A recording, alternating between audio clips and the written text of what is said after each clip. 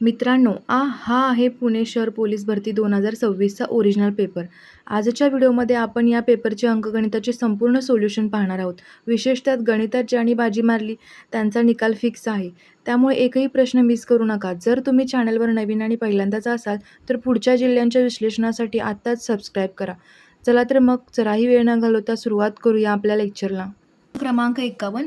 कोणत्याही 3 विषम संख्यांची बेरीज नेहमीच डॉट डॉट असते, म्हणजे विषम असते, सम असते की दोन्ही असते. पटकन काय घ्यायचं, एक्झाम्पल घ्यायचे. 1 + 3 + 5, 5 6 7 8 9, 3 + 5 + 7, 7 + 5 12, 12 + 3 15, म्हणजे विषम आपलं उत्तर असेल. पर्याय क्रमांक ए आपलं उत्तर असेल. क्रमांक 52. ॲडिशन करायचे इथे आपल्याला सिम्पल. 72 978 3015 2 1265 आपलं उत्तर असेल. पर्याय क्रमांक ए आपलं उत्तर असेल. प्रश्न क्रमांक 53 बघा इथे काय आहे. -1 × -3 × -4 × -3, 3 × 4 12, 12 × 36, 36, मायनस मायनस प्लस होईल. हे मायनस मायनस प्लस होईल. प्लस प्लस प्लस उत्तर येईल. +30. पर्याय क्रमांक ए आपलं उत्तर असेल. प्रश्न क्रमांक 54. हा प्रश्न लिहून घेऊया. 3889 गुणुले 305 आपण कसं लिहितोय आता, 300 + 5 लिहितोय इथे. तर आता 3 न मल्टिप्लाय करूया. 9 × 7 प्लस 5 न मल्टिप्लाय करायचं इथं. तर आता याची ॲडिशन करायचे. 6 6 7 0 0, 5 4 11 16 11 11 86 145. पर्याय क्रमांक बी आपलं उत्तर असेल. प्रश्न क्रमांक 55. 34,567 मध्ये 4ची स्थानिक किंमत लिहा. आता इथे 4ची स्थानिक किंमत काय येईल, 4000. तर हे आपण कसं लिहितो, 4 × 10⁻³ पर्याय क्रमांक ए आपलं उत्तर असेल. प्रश्न क्रमांक 56. 1.43. आता हे काय येणार आहे, प्लस. आता हे कसं सॉल्व करायचं, 6 1/4, साइन चौक 24, 1 25, 25/4 किती येईल, 4 × 24, 4 2 8, 4 25, प्लस 6.25 येईल याचं उत्तर. मायनस 3 × 15 आणि 1 16, 16/5 किती येईल, 5 3 15, 1 16, 5 2 10, 3.2 येईल. प्लस 0.88 मायनस हे किती होणार, 25 2 50, 5 25 3 75 आणि हे 80 आणि 1 2 3 पॉईंट नंतर 3 घरे आहेत म्हणून 0.800 उत्तर आलेलं आहे. आता याचं काय करूया, प्लस आहेत त्यांची पहिला ॲडिशन करून घेऊया. 43, 6.25, 0.88. आता याची आता मायनसची ॲडिशन करायची. मायनस मायनस काय होणार आहे, हे मायनस प्लस होईल. 3.2 0.800 4. तर हे मायनस करूया 4. हे काय असणार आहे, मायनस, यांची ॲडिशन होईल आणि मोठ्या संख्येचं चिन्ह येईल, -4 येईल. आता याचं उत्तर काय येईल, 4.56 उत्तर असेल. पर्याय क्रमांक बी आपला उत्तर असेल. प्रश्न क्रमांक 57. 2 तास 17 मिनिट 48 सेकंद याची एकूण सेकंद किती. आता एक डॉक्टर एका गंभीर रुग्णाची तपासणी प्रथम 8:30 वाजता, नंतर 9:20 वाजता करतात, तिसऱ्या वेळी 10:30 वाजता, चौथ्या वेळी 12 वाजता करतात. तर या हिशोबाने नंतरची तपासणी केव्हा होईल.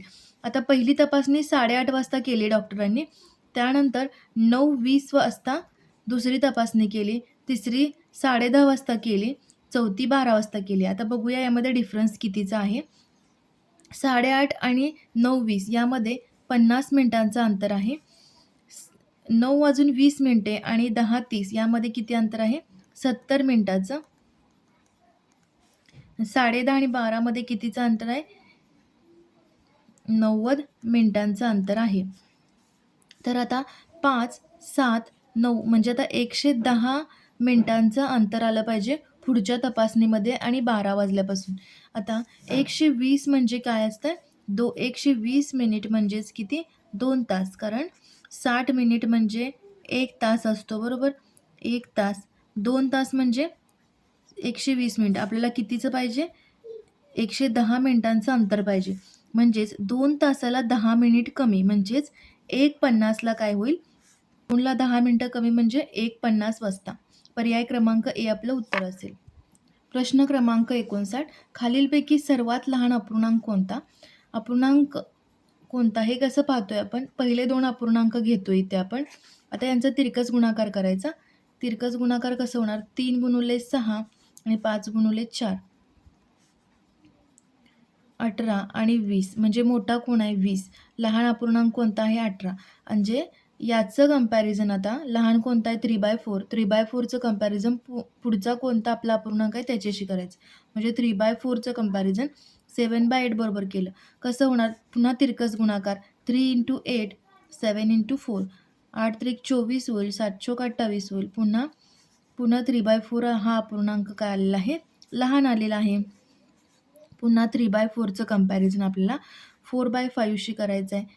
आता तिरकस गुणाकार 3 × 5 आणि 4 × 4 हे 16 आलं, हे 15 आलं. पुन्हा 3/4च अपूर्णांक लहान आहे. म्हणजेच आपलं उत्तर काय असेल? पर्याय क्रमांक ए 3/4 अपूर्णांक लहान आहे. प्रश्न क्रमांक 60. खालीलपैकी सर्वात मोठा अपूर्णांक कोणता? 6/7चं कंपॅरिझन करतोय. सेम लहान अंकाचं आता आपण एक्झाम्पल कसं केलं त्याप्रमाणेच हेही एक्झाम्पल करतोय. इथे 6 × 4 करायचं. तिरकस गुणाकार केला. पहिले 2 ऑप्शन घेतलेत आणि 7 × 3 6 चोक 24 7 त्रिक 21. मोठा अपूर्णांक कोणता आहे? हा. त्यांना काय हवे? मोठाच अपूर्णांक पाहिजे. म्हणजे मोठा अपूर्णांक झाला 6/7. आता 6/7चं कंपॅरिझन 15/16 बरोबर केलं. 6 × 16 7 × 15 म्हणजे किती होईल? 105 होईल. 96 होईल. आता मोठा अपूर्णांक कोणता आला? 15/16 हा मोठा अपूर्णांक आला. आता 15/16चं आपल्याला कंपॅरिझन 11/12शी करायचं आहे. 11/12. आता हे 15 गुणुले 12 तिरकस गुणाकार केला. 16 गुणुले 16 गुणुले 11 180 आलं हे आणि 176 म्हणजे 15/16 अपूर्णांक आपल्याला मोठा आलेला आहे. पर्याय क्रमांक सी आपलं उत्तर असेल. आता याऐवजी दुसऱ्या जिल्ह्यांच्या एक्झाममध्ये अपूर्णांकांचा लसावी काढा असाही प्रश्न येऊ शकतोय. तर लसावी काढा जर असेल तर वरच्याचा लसावी घेतोय आणि जर मसावी काढा असेल तर अंशस्थानी जे असतात त्यांची मसावी घ्यायचा. प्रश्न क्रमांक 61. ए स्थानकावरून बी स्थानकाकडे जाणारी 1100 मीटर लांबीची गाडी ताशी 50 किलोमीटर वेगाने जाते. 1100 मीटर लांबीची गाडी आहे आणि 50 किलोमीटर/h वेगाने जाते. बी स्थानकाकडून ए स्थानकाकडे जाणारी गाडी आता ही या डिरेक्शननं चालली आणि बी एकडे येते. म्हणजे 1300 मीटर लांबीची आगगाडी ताशी 70 किलोमीटर/h वेगाने जाते. तर त्या आगगाड्या परस्परांना किती काळात ओलांडतील? आता इथे काय करावं लागेल आपल्याला? रिलेटिव्ह स्पीड काढावी लागेल. ज्यावेळी दोन्ही आगगाडी अपोजिट डिरेक्शनने चाललेल्या आहेत, बरोबर? अपोजिट डिरेक्शन चाललेल्या आहेत. सापेक्ष वेग आपण कसा काढतो इथं? सापेक्ष वेग किंवा रिलेटिव्ह स्पीड असं म्हणतोय. 50 + 70 120 किलोमीटर/h. आता उत्तर आपले कशात आहेत? सेकंदमध्ये आहेत. म्हणून 120 किलोमीटर/hचं मीटर/सेकंदमध्ये कन्व्हर्जन करून घेऊया. जेव्हा मोठ्याकडून छोट्याकडे जातोय त्यावेळी 5/18नं मल्टिप्लाय करायचं. म्हणजे 120 गुणुले 5/18 sin 3 18 sin 2 12 0 100/3 मीटर/सेकंद काय आलं आपलं? हे सापेक्ष वेग किंवा रिलेटिव्ह स्पीड आला. आता आपण टाईम काढायला सांगितलं आहे म्हणजे वेळ काढायला सांगितले आपल्याला. वेळ कसा काढतोय आपण? आता ह्या दोन्ही डिस्टन्सची ॲडिशन होणार. 1100 + 1300 1100 + 1300 भागिले वेग दिलेला आहे हा काय आहे? वेग आहे आपल्याकडे. रिलेटिव्ह स्पीड म्हणजे वेग आहे हा. सापेक्ष वेग 100/3 याचं उत्तर किती येईल? 2400. 100/3 म्हणजेच कसं होईल? 2400 गुणुले 3/100. ह्या 2 शून्य निघून जातील. 24 त्रिक किती होईल? तर सेकंद आपलं उत्तर असेल. पर्याय क्रमांक बी आपलं उत्तर असेल 72 सेकंद. प्रश्न क्रमांक 62. एक बोट संथ पाण्यात ताशी 25 किलोमीटर वेगाने जाते. त्यावेळी जर प्रवाहाचा वेग 5 किलोमीटर असेल, तर प्रवाहाच्या दिशेने व प्रवाहाच्या विरुद्ध दिशेने बोटीचा वेग सरासरी किती असेल? आता इथे संथ पाण्यातील वेग दिलेला आहे, बोटीचा वेग दिलेला आहे. तर बोटीचा वेग किती दिलेला आहे? 25 किलोमीटर पर प्रति तास, बरोबर. त्यानंतर प्रवाहाचा वेग दिलेला आहे. प्रवाहाचा वेग 5 किलोमीटर प्रति तास. तर प्रवाहाच्या दिशेने कसा येतो आपला वेग? प्रवाहाच्या दिशेने ज्यावेळी करायचा असतो, ज्यावेळी बोट प्रवाहाच्या दिशेने जाते त्यावेळी काय होणार? u प्लस व्ही होणार, बरोबर. हा बोटीचा वेग आहे आणि हा प्रवाहाचा वेग आहे. u हा आहे बोटीचा वेग आणि व्ही आहे प्रवाहाचा वेग. आणि प्रवाहाच्या विरुद्ध दिशेने आपण कसं काढतोय? बोटीचा वेग प्रवाहाच्या विरुद्ध दिशेने असताना काय होईल? u मायनस व्ही असेल, बरोबर. u मायनस व्ही असेल. आता त्यांनी इथं काय विचारलंय? प्रवाहाच्या दिशेने व प्रवाहाच्या विरुद्ध दिशेने बोटीचा वेग सरासरी किती असेल? आता सरासरी काढायची यांची. u प्लस व्ही प्लस सरासरी कशी करतोय आपण? डिवाइड -2. दोघांची ॲडिशन केली, डिवाइड 2 केली, त्यानंतर सरासरी वेग निघेल. आता इथे काय होईल? u plus V plus u minus V. हे मायनस व्ही प्लस व्ही निघून जाईल. Divide 2u divided by 2. फक्त u म्हणजे जो काय असेल? बोटीचा वेग असेल. आणि बोटीचा वेग किती आहे? 25 किलोमीटर आपलं उत्तर असेल. 25 किलोमीटर पर हॉवर. आपल्या ऑप्शनमध्ये इथे कुठंच दिसत नाही. हे एक्झाम्पल चुकीचं आहे. बहुतेक हे एक्झाम्पल वगळण्यात येईल. पर्याय इथं नाहीच आहे. हा 25 किलोमीटर पर हॉवर आपलं उत्तर असेल. क्रमांक 63. ए एक काम 20 दिवसात करतो, बी तेच काम 30 दिवसात व सी तेच काम 45 दिवसात करत असेल, तर तेच काम तिघे एकत्रितरित्या जवळपास किती दिवसात करतील? आता ए एकटा काम किती करतोय? 20 दिवसात करतोय. बी तेच काम 30 दिवसात करतोय. सी तेच काम 45 दिवसात करतोय, बरोबर. तर तिघे मिळून कसं काढतोय आपण? ए प्लस बी प्लस सी किती दिवसात करतील? 1/1/20, 1/30, 1/45 करायचं. आता इथे काय करूया आपण? छेद समान करून घेऊया. छेद समान करताना काय करतोय? याचं लसावी किती येईल? लसावी येईल 180. मग 180 न मल्टिप्लाय करूया प्रत्येकाला. 180 गुणुले 1/20 प्लस 180 गुणुले 1/30 प्लस 180 गुणुले 1/45. डिवाइड. आता मल्टिप्लाय करतोय त्यामुळं डिवाइड ही होणार. 180 डिवाइड होणार. 9 होईल. 9 18, 3 संग 18 आणि हे 45 गुणिले 4 180. बरोबर. आपलं उत्तर काय येईल? 1/9 प्लस 6 प्लस 4 डिवायडेड बाय 180. म्हणजेच काय? 180 भागिले 19 आपलं उत्तर येईल. म्हणजेच 19 9 171. 9 उरले. 19 चोक 76. 19 चोक 76. 1.4 आणि पुढे अजून डिजिट येतील. 1.4 म्हणजे ॲप्रॉक्सिमेटली 10 दिवस लागतील त्या तिघांना एकत्रित काम करण्यासाठी. पर्याय क्रमांक सी आपलं उत्तर असेल. क्रमांक 64. जर 5x बरोबर 4y तर 3x² plus y² divide 3a² minus y² ची किंमत काढा. या प्रकारचे एक्झाम्पल आपण प्रिव्हियस इयर क्वेश्चन पेपरमध्ये बघितले आहेत. या प्रकारचे एक्झाम्पल.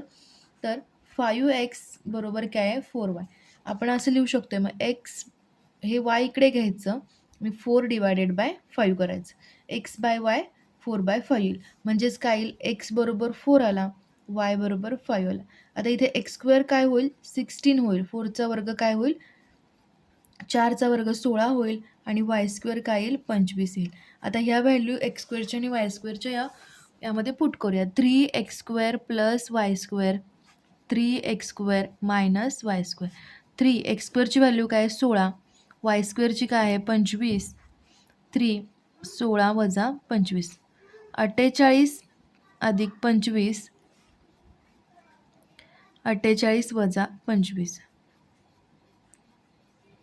73 भागिले किती होईल हे 73 भागिले 23 पर्याय क्रमांक बी आपलं उत्तर असेल. क्रमांक 65 सचिन यांनी काच उद्योगात 4,00,000 रुपयांची गुंतवणूक केली. 2 वर्षाअखेरीस त्यांना या व्यवसायातून 5,20,000 रुपये मिळाले.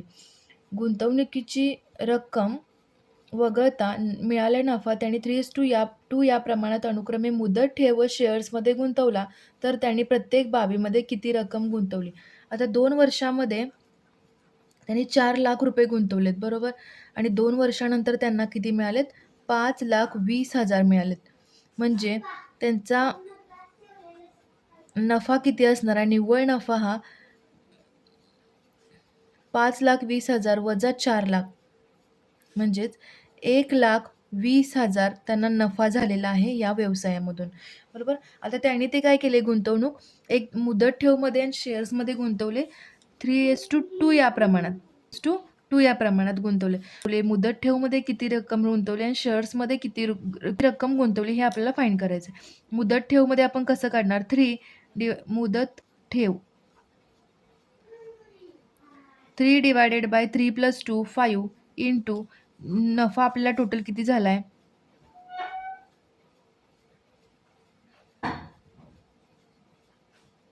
म्हणजे 72,000 मुदत ठेवमध्ये त्यांनी गुंतवले. आता शेअर्समध्ये किती गुंतवले त्यांनी? शेअर्सचं काढताना अंशस्थानी येणार आणि यांचे ॲडिशन छेदस्थानी येणार.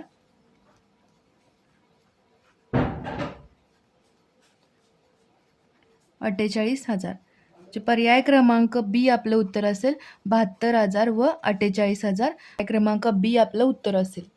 क्रमांक 66 90 55 67 55 75 75 40 35 55 95 या सामग्रीचा बहुलक काढा. आता बहुलक म्हणजेच काय?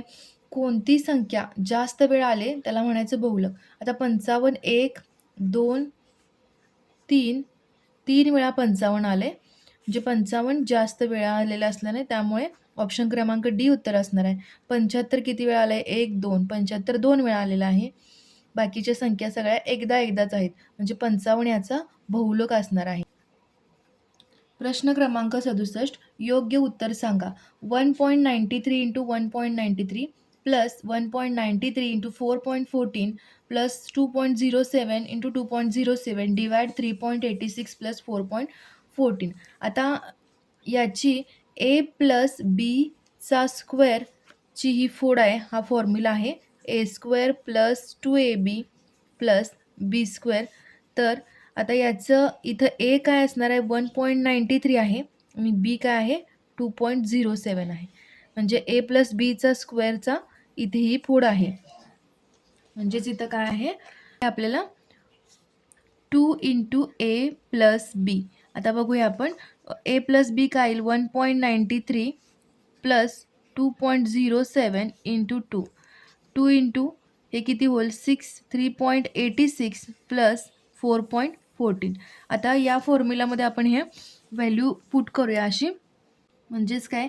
ए प्लस बीचा स्क्वेअर डिवाइड 2a प्लस बी हा फॉर्म्युला ॲक्च्युली इथं आहे. म्हणजेच काय होईल याचं? ए प्लस बीचा स्क्वेअर म्हणजे काय? ए प्लस बी प्लस ए प्लस म्हणजे 2 वेळा गुणाकार. ए प्लस बीचा 2 वेळा गुणाकार 2a प्लस बी. आता हा ए प्लस बी निघून जाईल. ए प्लस बी डिवायडेड बाय 2. आता ए किती आहे? 1.93. बी किती आहे? 2.07 डिवायडेड बाय 2. आता याचं उत्तर किती येईल? 4 डिवायडेड बाय 2 उत्तर येईल 2 उत्तर असेल. पर्याय क्रमांक सी आपले उत्तर असेल. प्रश्न क्रमांक 68 खालीलपैकी कोणत्या पर्यायातील संख्या उतरत्या क्रमाने आहेत? आता संख्या कोणत्या दिलेल्या आहेत तिथं? पहिल्या ऑप्शनमध्ये आपण संख्या सगळ्या दिलेल्या आहेत ते लिहून घेऊया. आता हे जे आहे ही संख्या ही आपण कोणत्या फॉर्मॅटमध्ये लिहूया? 6⁻⁴ असं पण लिहू बाय 3 या फॉर्मॅटमध्ये आपण लिहून घेतल्या संख्या. आता इथे 4, 6 आणि 3चा लसावी काय येतोय? लसावी काय येतो त्याचा? लसावी येतोय 12 लसावी येतोय. म्हणजेच काय करूया? 6 12 × 1/4 5⁻12 × 1/6 आणि 2⁻12 × 1/4 3. आता हे उत्तर काय येईल? 4 त्रिकम 12 म्हणजे 6^3 होईल. 6 दोन्ही 12 म्हणजे काय होईल? 5^2 येईल. आणि 3 चोक 12 म्हणजे 2^4 येईल. आता याचं उत्तर काय येईल? 216, 25 आणि 16. आता उतरत्या क्रमाने म्हणजेच काय? मोठा नंबर सुरुवातीला आणि छोटा नंबर लास्टला. म्हणजे ऑप्शन 1 मध्ये अगदी बरोबर फॉर्मॅट आहे हा. उतरत्या क्रमाने संख्या मांडलेल्या आहेत ऑप्शन ए मध्ये. त्या ऑप्शन 1 मध्ये, म्हणून आपलं उत्तर असेल पर्याय क्रमांक ए 1. या उतरत्या क्रमाने आहेत संख्या. प्रश्न क्रमांक 69. एका दुकानदाराने 15 शर्ट 2,340 रुपयांना विकल्यास 60 रुपये तोटा झाला तर प्रत्येक शर्टची खरेदी किंमत किती? हा प्रश्न आपण व्हिडिओमध्ये कव्हर केलेला आहे. तर 15 शर्ट 2,340 रुपयांना विकले. म्हणजे आता 15 शर्ट 2,340 रुपयांना विकल्यामुळे 60 रुपयेचा तोटा झाला आहे. म्हणजेच याची खरेदी किंमत किती असणार आहे? 2400 रुपये खरेदी किंमत असणार आहे 15 शर्टची. ही झाली खरेदी किंमत. आता 2400 भागिले 15 म्हणजेच एक शर्टची खरेदी किंमत निघेल आपल्यावरून. 2400 रुपयाला आपण 15 शर्ट खरेदी केलेले, म्हणजेच एका शर्टची किंमत काय असेल? 160 रुपये. पर्याय क्रमांक बी आपलं उत्तर असेल. जर 2x बरोबर 3y बरोबर 4z तर x⁻y⁻z बरोबर किती? आता यामध्ये काय करायचं? 2, 3, 4 यांचा लसावी घ्यायचा, बरोबर? आता यांचा लसावी काय येईल? 12 यांचा लसावी येईल. 12 लसावी काय येईल? पण कारण 2च्या टेबलमध्ये 12 आहे, 3च्या टेबलमध्ये 12 आहे आणि 4च्या टेबलमध्ये पण 12 आहे. आता आता काय करूया आपण? 2x बरोबर 12, 3y बरोबर 12 आणि 4z बरोबर 12. म्हणजेच x काय येईल? 12/2, y येईल 12/3, z येईल 12/4. म्हणजे x येईल 6, y येईल 4, z येईल 3. 6:4:3 आपलं उत्तर असेल. पर्याय क्रमांक ए आपलं उत्तर असेल. प्रश्न क्रमांक 71. शिरीन मारियापेक्षा 3 वर्षांनी लहान आहे. 2 वर्षानंतर त्यांच्या वयाचे प्रमाण 5:6 होईल तर शिरीनचे आजचे वय काय? आता शिरीनचे वय काय घेऊया? x घेऊया. शिरीनचे वय आपल्याला काढायचं आहे. शिरीनचे वय x घेऊया. मारियाचे x-3 घेऊया. आता त्यांच्या वयांचे गुणोत्तर 2 वर्षानंतर. आता 2 वर्षानंतर शिरीनचे वय होईल x+2, मारियाचे वय होईल. आता हेच आपण कसं करू शकतो? x-1 लिहू शकतो, बरोबर? आता मारिया मोठी आहे की शिरीन? तर मारिया लहान आहे, म्हणून x-1 डिवायडेड बाय x+2 5/6 लिहिला आपण.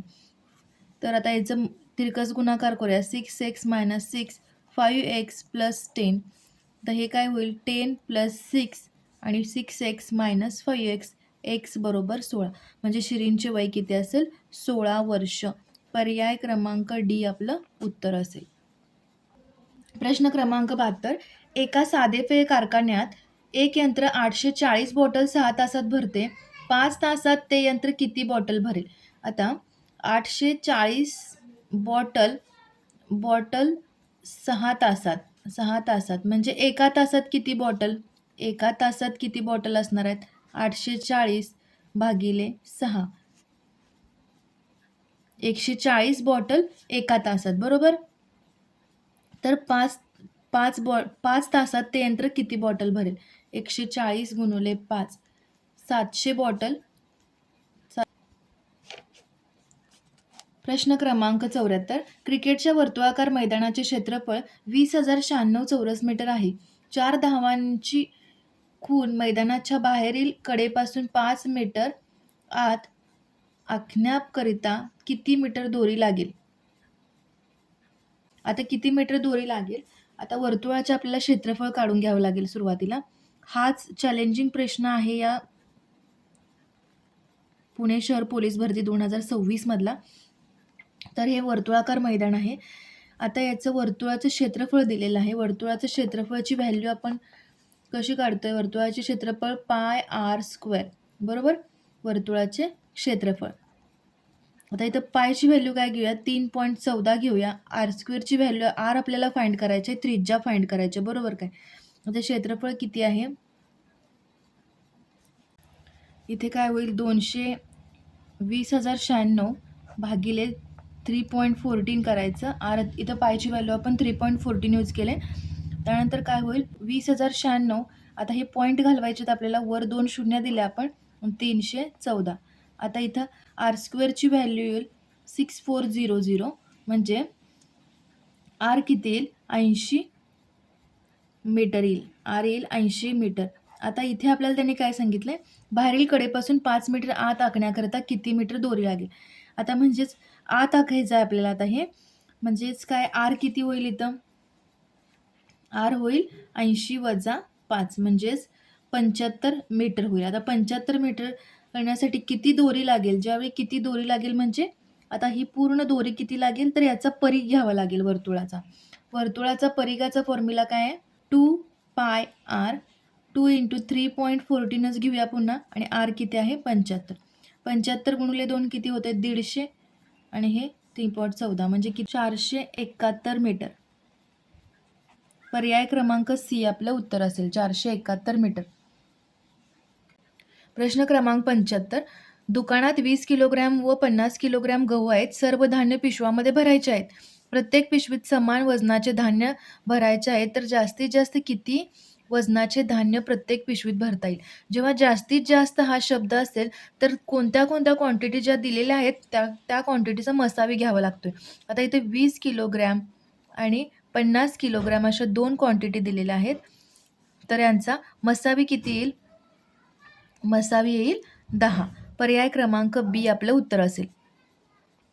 प्रश्नपत्रिकेमधील 89वा प्रश्न आहे हा.